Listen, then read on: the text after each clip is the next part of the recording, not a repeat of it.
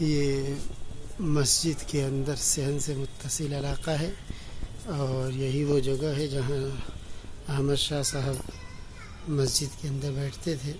सब पत्थर की चीज़ें हैं, बाद में उसको थोड़ा सा डेकोरेशन कर दिया गया है।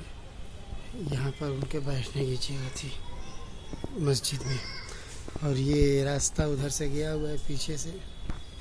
इस रास्ते से जाने के बाद आगे चल कर के उनका मज़ार है।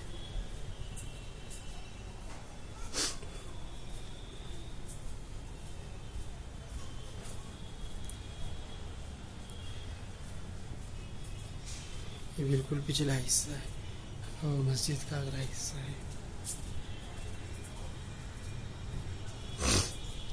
ये दरवाज़ा नज़र आ रहा है सामने लकड़ी का, इसी के बाहर अहमद शाह का मज़ार है।